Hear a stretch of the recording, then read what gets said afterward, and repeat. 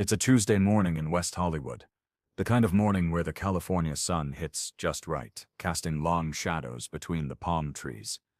Traffic's light, birds are chirping, and most people are just trying to get their coffee and start their day. But in 30 seconds, this peaceful morning is about to turn into something that will restore your faith in humanity. Marcus Thompson, 12 years old, is walking to school. His backpack's a little too big for his small frame, bouncing with each step as he navigates the sidewalk. He's got his earbuds in, probably listening to some playlist his older sister made him. Completely lost in his own world. He doesn't notice the cyclist approaching from behind. The cyclist.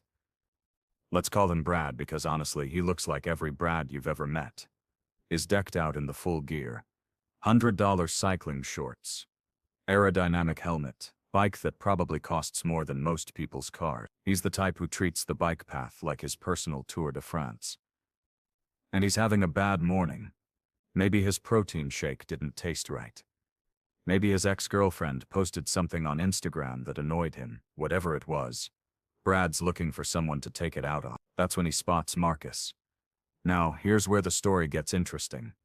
Because 50 feet away, sitting on a bench outside a small cafe, is someone Brad definitely doesn't recognize. The man's wearing a simple black t-shirt, jeans with holes in the knees, not the designer kind, the actual worn-through kind, and beat-up motorcycle boots. His hair's a little longer than Hollywood perfect, and he's got that scruffy beard thing going on. To most people walking by, he looks like any other guy taking a break from his morning. But this isn't just any guy. This is Keanu Reeves. And Keanu's watching everything. Brad speeds up as he approaches Marcus. Instead of slowing down or calling out on your left like any decent human being would do, he decides to be a complete jerk about it. "Hey kid," Brad shouts, way louder than necessary. "Move it, some of us have places to be." Marcus, startled by the sudden yelling, pulls out his earbuds and steps to the side. But that's not enough for Brad. Oh no, Brad's just getting started. He circles back around, his expensive bike tires screeching against the pavement. "What are you even doing here?" Brad continues, his voice dripping with the kind of entitlement that makes your skin crawl. "This is a nice neighborhood. Shouldn't you be somewhere else?" Marcus just stares at him, confused. He's 12, he's walking to school. He literally has no idea what this random adult is talking about. But Brad's not done. He leans in closer. And that's when he says the words that will change everything.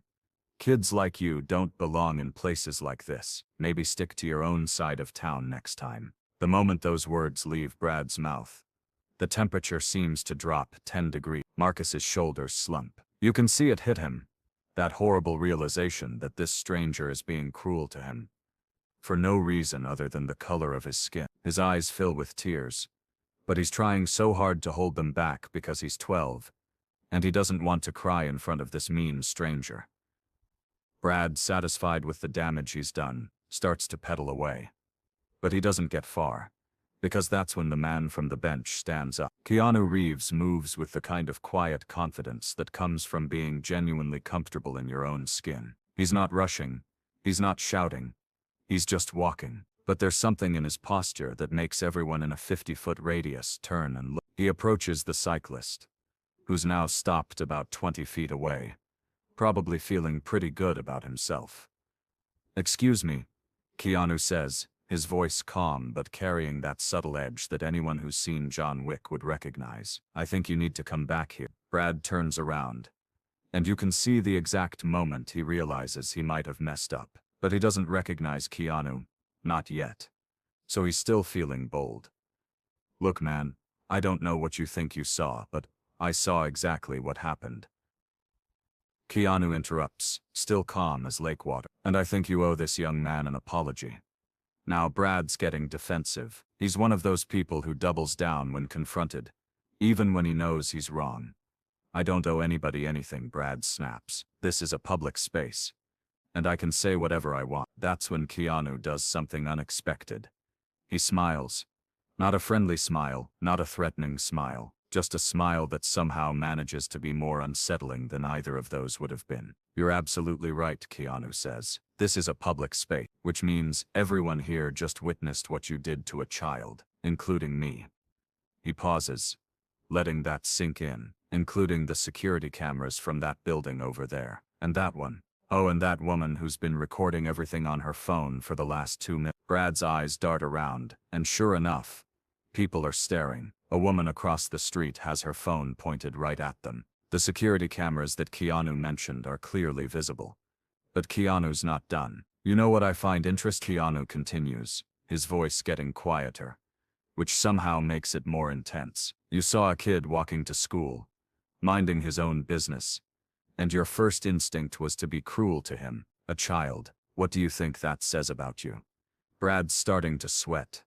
And it's not from the cyclist. Look, I think there's been a misunderstanding. Oh, there's been a misunderstanding, all right. Keanu says, you misunderstood what kind of person you were dealing with when you decided to bully a kid in front of me. That's when someone in the small crowd that's gathered shouts, oh my God, that's Keanu Reeves. And suddenly Brad's face goes white.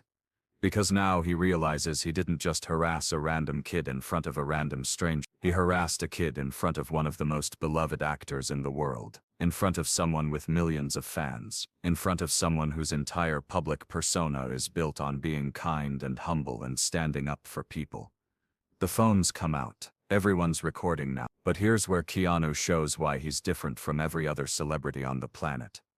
Instead of using his fame to humiliate Brad, which, let's be honest, would have been incredibly satisfying to watch, he turns his attention to Marcus. Hey, Keanu says, crouching down to Marcus's eye level. Are you okay?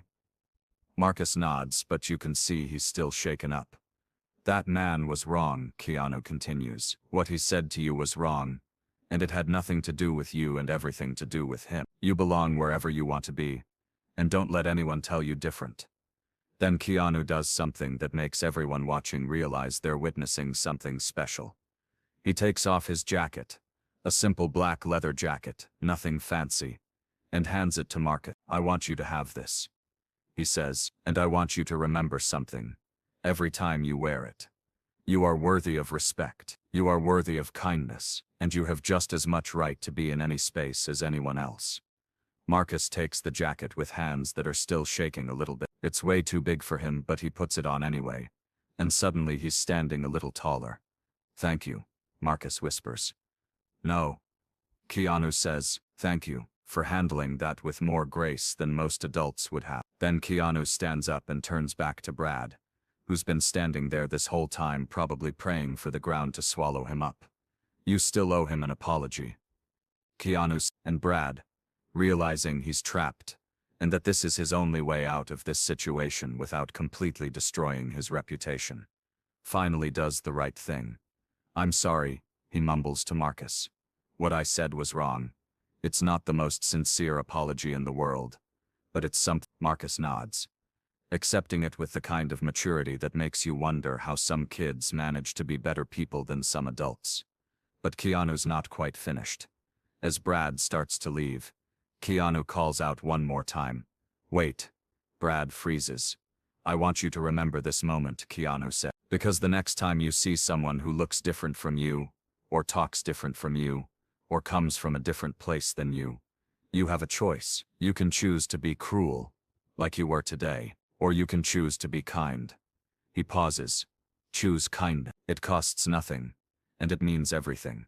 The crowd that had gathered starts to disperse, but not before several people approach Marcus to make sure he's okay, and to tell him that what happened to him wasn't right. A few people give Keanu appreciative nods, but he brushes off any attempts to make him the center of attention, because that's not what this was about. As Marcus heads off to school, now running a little late but wearing a jacket that's going to be the start of a story he'll tell for the rest of his life, Keanu goes back to his bench.